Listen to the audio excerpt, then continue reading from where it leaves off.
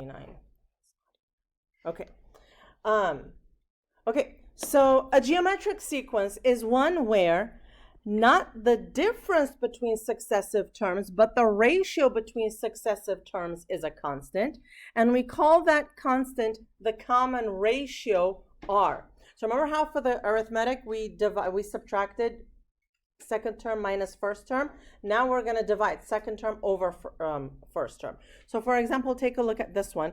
To determine the common ratio R, you take the second term divided by the first term, and that gives you negative 1.5. So basically now, to go from one term to the other, you're multiplying by the same number.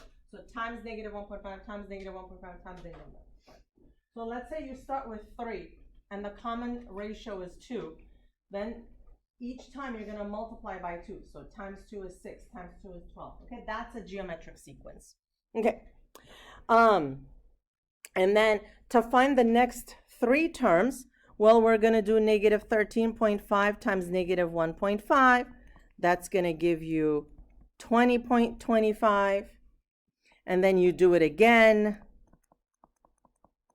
and you get 30.375, and so on. And the next term will be, this should be negative. And the next term should be positive 45.563. As we've talked about before, if the common ratio is negative, then the terms are going to alternate in sign. Yeah? Okay. Okay, so now take a look at this one. This is a geometric sequence. We want to find the common difference. Well, this is A1. This is A2, A3. So to find R, you divide the second term by the first term, and that just seems like a nasty old thing, except you realize, wait, I can factor out a negative 81 from the top, and I get n minus 3, right? And then from the bottom, oh my God, I can factor out a 243, and I get n minus 3 again, right? So the common ratio R just becomes negative 1/3. Isn't that cool? So to find A4, you just multiply negative 1/3 times the last term, which is 27n minus 81. Go right ahead. So what do we get here? Negative 9n plus 27. Right? So the next term, you're going to do it again. Negative 1/3 times this one. So we're going to get 3n minus 9. And that's how you find the next term. Yep. So if not, then, you have like manageable numbers. These are not manageable. These are, it's a bit much. Like I would have never thought to factor out 243 from 729. Okay, all right. Okay, so now, how do you find the nth term of a geometric sequence? So here we go. We have an explicit formula, and we have a recursive formula. So if my first term is a 5, right? And suppose R is 2, then the next term is 5 times 2. And then it's 5 times 2 times 2. And then it's 5 times 2 times 2 times 2. But the more concise way to write that is, this is a 5. 5 times 2 to the 1. 5 times 2 squared. 5 times 2 cubed, right? And now, if this is A1, A2, A3, A4, then whatever number I'm on, I'm multiplying R to the power of n minus 1. Yeah? So that's where we get this. AN is A1 times R to the power of n minus 1. Okay? So if I want to find the 74th term, I do R to the power of 73. Okay? So that's the explicit formula. Do you have to memorize that? Yeah. Yep. but again, it's something that you can easily reason out, right? If you forget. Okay, the recursive formula, remember recursive is you're at a step, you only find the next one, right? So you say A1 is whatever value A1 is, and then you say AN is R times the previous number. Okay? All right. So let's write an explicit formula and a recursive formula for this. A1 is minus 1.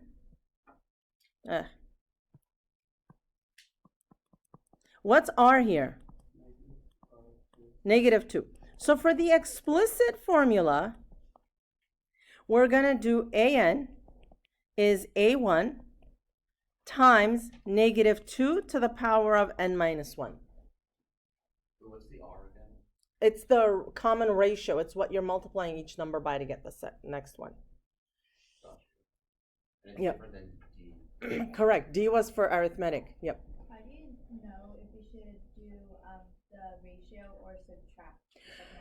Right. So you're gonna have to kind of look and see. Either it'll tell you it's a geometric sequence, then you know, or you look. Is each number being, are you getting each number by adding the same number or subtracting the same or multiplying the same number? You kind of have to try it out. Also, can you just tell because it's like changing signs? That is a good way as well. Yes, if it's alternating signs. Yep, good. Okay, so then the recursive, you say, okay, A1 is negative 1. AN is negative 2 times AN minus 1. Okay? You don't have to put all the parentheses there. You can even just say AN is negative 2A n minus 1. Yep. For these geometric sequences, they don't always have to alternate signs, right? No, only if R is negative will they alternate sign. Okay, so what we talked about last time, right, is for arithmetic, what was the recursive formula? It's AN equals A1 plus n minus 1 D. Okay? So take a look. A1 is a constant. N minus 1 is a number. N minus 1 will change, and then D is a constant, right? So this is a linear expression, right? This will kind of look like y equals mx plus b. It's linear. But for geometric, AN is A1 R to the n minus 1. This is an exponential formula. It's an exponential function. This is like y equals a times b to the x. It's exponential. Okay, those are important. Okay, let's go ahead and find the 11th term. By the way, do you guys notice they changed the projector? You notice how it's much brighter now? Yeah. There you go. That's like a little spring break present for us. I know. Okay, so find the 11th term of this sequence, right? So how much is R here? Yeah. Negative what? Yes.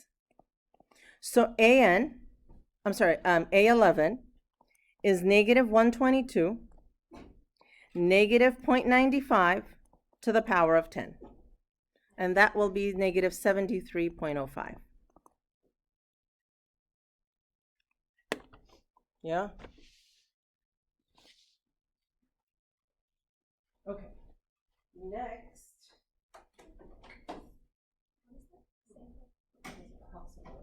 Okay. Wait, that's the power of 10? Yes, because it's supposed to be n minus 1. Okay. That equals negative 73.05. Yep.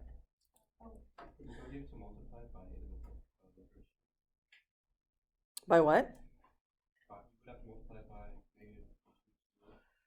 So yeah, so it's A1 times R to the power of n minus 1. And when you do the whole operation, that's what you should get.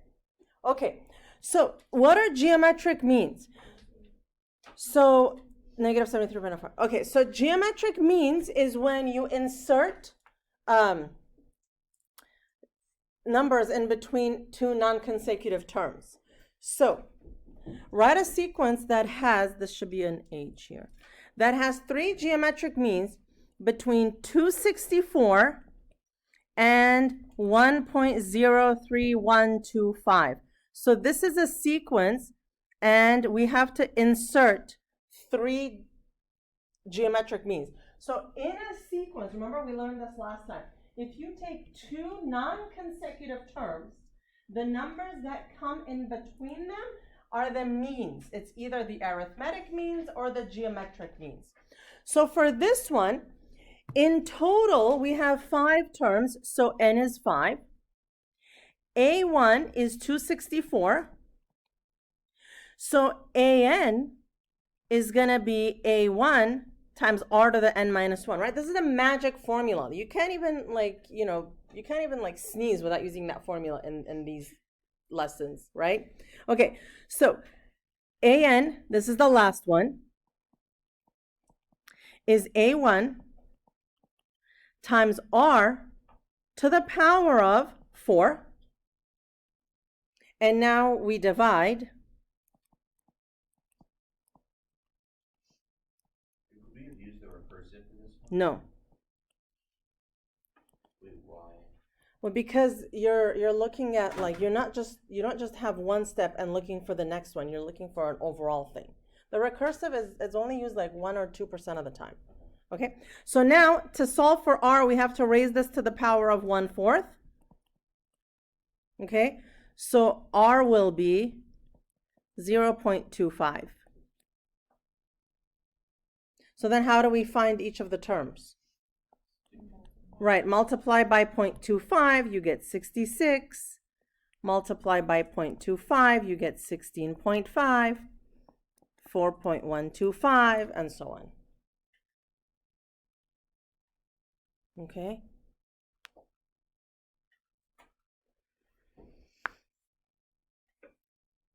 Questions? Okay. Now we're going to derive the formula for the series, for the sum of the series.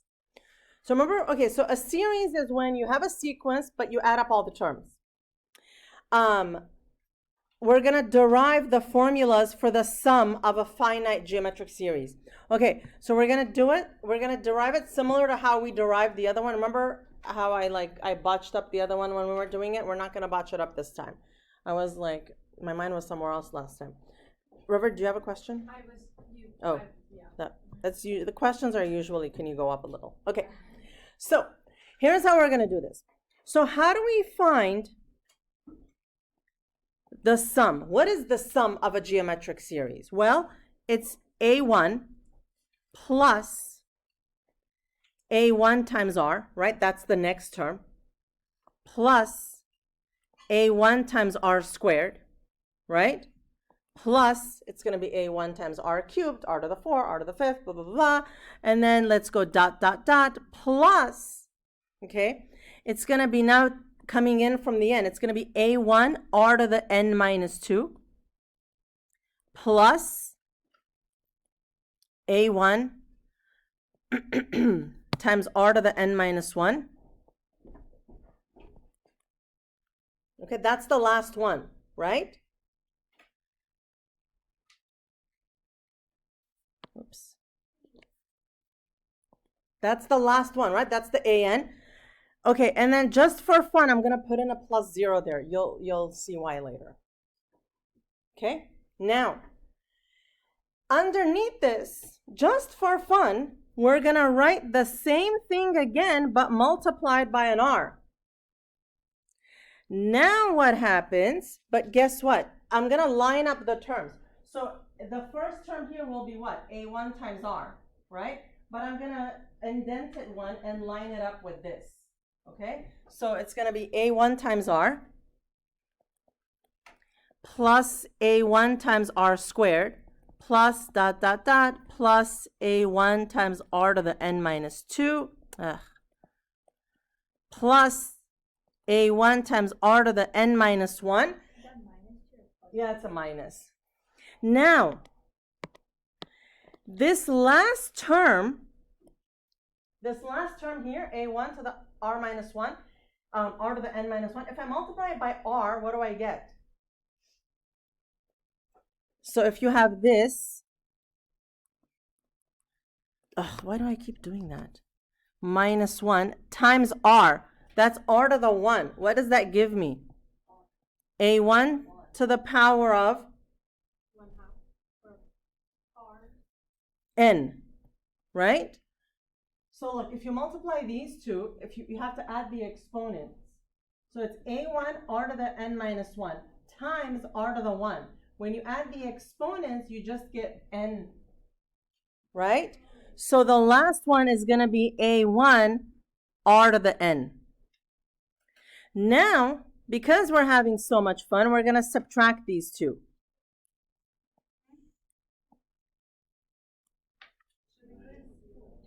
Huh? You can. Yeah, that's why I put the 0 up there. Okay, so when I subtract these, what do I get? I get a1 here. So what do I get here? This is Sn minus r Sn. I get a1 here. And then what does this give me when I subtract? 0, 0, 0, 0, 0. Except here, I get minus a1 r to the n. Okay? But that's not Sn. That's this Sn blah, blah, blah. So here, let me factor out an Sn.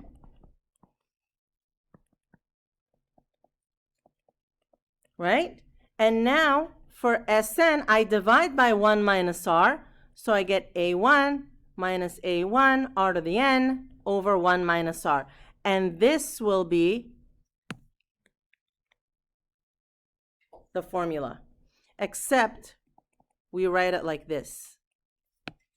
Factor out an a1, 1 minus r to the n over 1 minus r. Okay? So that's how we get this formula. All right? So again, when you go to college and if you're taking upper level math classes, there comes a point where, this plugging in stuff stops and you get into theoretical math and you get into like how to derive things and how to look at things and, a lot of this comes into play. Okay? So that's the first formula and I'm going to stop there. But there is a second one, okay? And the second one is over there. I'm not going to derive the second one, okay? All right, let's see how we can use them. Any questions? Yeah. Okay, so like you were like multiplying it by the r, right? But I guess like my question is like why that's just to get rid of the terms, kind of. I mean, it's like We're not gonna ask why. We're gonna trust what mathematicians did before because the why, right? This is a calculation that some like mathematicians worked on for years and years and years and years and years of research, right? And then they came up with this, and now we have the advantage of just using the end product. We don't like if we don't understand how to do this.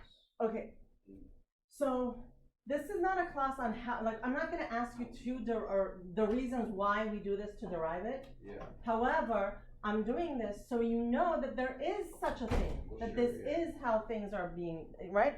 I'm just exposing you guys to this, right? That's the advantage of being in the honors class, right? Because you get to see the behind the scenes a little bit. Okay, so find the sum of the first 11 terms of this sequence. Okay, so first we need R. And that's negative 1.5. So S11 is going to be A1, which is 4. Yep. Oh, never mind. And then it's going to be 1 minus negative 1.5 to the 11 over 1 minus negative 1.5. And that's 140. Are the two formulas the same? One has the A1 distributed. No. No, that one's A1. So this one just like the one for the arithmetic sequence. This one, you can use it if you have an, the last term in the sequence given to you. Okay. And if you don't, then use this one. Like here, I don't have the last term, so I will use the first one. Okay. Use the first one even if you don't have the last term. I mean, even if you have the last term. Yes, if you have everything, then yeah. Okay, but like take a look at this one. I have A1, AN, and R. Well, that's just like screaming formula number 2, right? So that's the one I'm going to use. So SN is going to be -4 minus, or plus rather, because it's A1, and then plus AN times R. So 65,536 times 2 all over 1 minus 2. And that will be a big number, -131,068.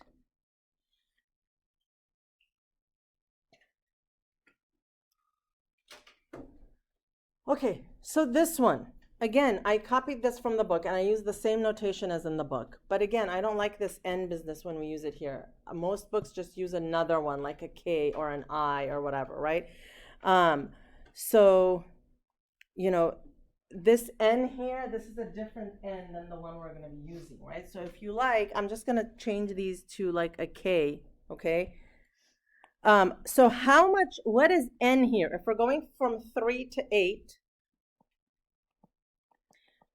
you have to include the two of them, so we add 1, right? So N is 6, right? Because from 3 to 8, if you count the 3 as well, 3, 4, 5, 6, 7, 8, there are 6 numbers, yeah? So don't just blindly subtract those. Okay, so what's the first term here? Well, it's -2 to the power of -2, 3 minus 1. So that's -8. Okay? Everybody okay with that? Everybody know why we got that? So the first term is when this K is 3. So you put 3 in here, okay, and you generate the first term, and you can generate all the terms that way. Okay? Well, what's the last term? Well, actually, we don't need the last term. If we can use the first formula there. So Sn is A1, 1 minus R to the N over 1 minus R. We could use the second formula. You would have to find AN first, but you can. You would have to find the last term first to use the last one, to use the next one. So A1 we said was -8. 1 minus, okay, what's R in this formula? This number, -2, that's the R. Okay, that's the explicit formula, so that's always going to be the R. So -2 to the power of 6 all over 1 plus 2. So that's 168, yeah. How can we figure out when it's an N and when it's supposed to be like a K or something? Okay, whenever you see this, it is confusing, and this is like beef I have with the book, to tell you the truth. There was like 3 or 4 between the Algebra 2 book and the Precalculus book that just irked me. Whenever you see the sigma, normally this can be substituted for another letter, like a K or an I. Okay. Usually, it's either a K or an I. So it's not like telling us N-1, like we're going back 1 term. Right. You're supposed to So, be doing the yeah. like first term. The basically, first term minus- here, exactly. Okay. Yeah. Okay. All right. So, yep. Why is N 6? So we're starting at 3. We're going to 8. Now, if you the middle. Yeah. So like there is a sequence, right? This is the first term, and then this is the third term. So we're starting here, and we're going to 8, to the 8th term.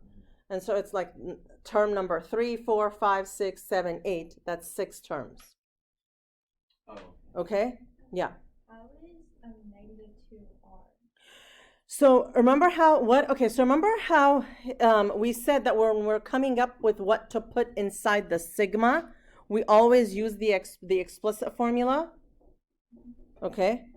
The explicit formula for an arithmetic sequence, for a geometric sequence is A1 times R to the n minus 1. Yeah, so this is always going to be your R value. Okay? Other questions? Yes. Just a question. So A equals 3, that would be A1? Or Yes. okay. Because A1 is first term. Yeah, but right now when we're Right. talking The about first term here is right. third Correct. term, really. The third term in the sequence in the original series, but for our purposes, it's the first term of the chunk. Okay. Yes, I know it's a little bit confusing. Okay, well, this is fine when we have a finite geometric series. What if you have an infinite geometric series? So it never ends. How do you find the sum there? Well, it's very easy, but we're not going to derive the formula for that one. Yes.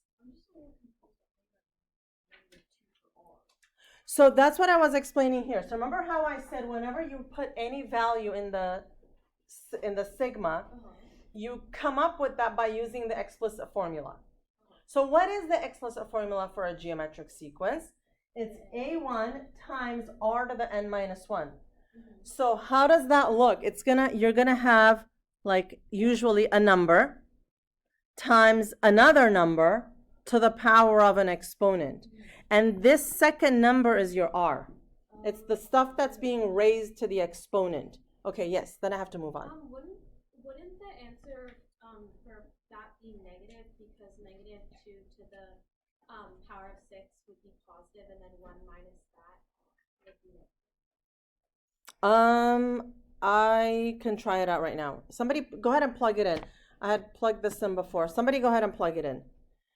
Okay, so let's move on here. The sum of an infinite geometric series.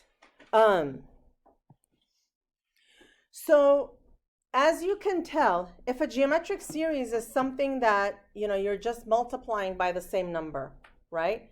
So for example, if you start with, hey, why don't we take care of that later? Right now, that's like okay, so remember, final answer is always secondary, how we do it, right? We can come back to it. Okay, so let's think about a geometric series, right? If you start with a number and you keep multiplying it, you keep multiplying it by the same number, right? Times 2, times 2, times 2, times 2, times 2. If you keep multiplying a number by 2, right, eventually the numbers are going to get huge, right?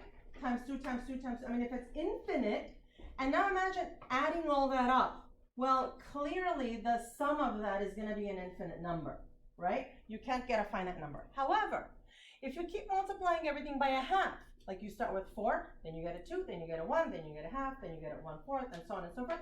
The numbers get smaller and smaller, and it's possible to add those, because the highest number you have was a 4, right? So that R value ends up being super important, okay? So if the absolute value of R is greater than 1, then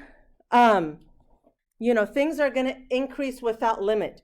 But if R, the absolute value, is less than 1, then we have something to deal with. So here is the sum for an infinite geometric series. This is the formula, A1 over 1 minus R. But you have to first check that the absolute value of R is less than 1. All right? So let's go ahead and do this one. What is R here? 18 over 24, which is 3/4. Okay? Since the absolute value of R is less than 1, we can go ahead and find this sum, and it'll be 24 over 1 minus 3/4. This is something that you would be expected to do by hand, by the way, right? Because it'll be 1 minus 1/4, blah, blah, blah, and this is 96. Yes? So for the infinite series, does R always have to be less than 1? In order, only then, R can be anything, but only if it's less than 1 can you find the sum of the infinite series. Okay? And notice, because this is an infinite sum, S doesn't have a subscript, it's just S. Okay? All right. Here, R is 0.66 over 0.33, which is clearly greater than 1. So it's not possible, right, to find the infinite sum, because it's going to be some infinite number. And what are you going to do? Like infinity plus 3.02? Like, you don't know. Okay? Next, take a look at this one. Okay, so we know that this is an infinite sum because it goes from 2 to infinity. So what's R here? 0.65. 0.65. Do you see that? R is always the number that's raised to the exponent. So we do need the first term. So we're going to plug 2 in here, which is 1.95. So S is 1.95 over 1 minus 0.65. So that's 39 over 7 actually. Okay, you can leave it in, this form or a decimal, it doesn't matter. Okay, yes. Is there a reason that you write out first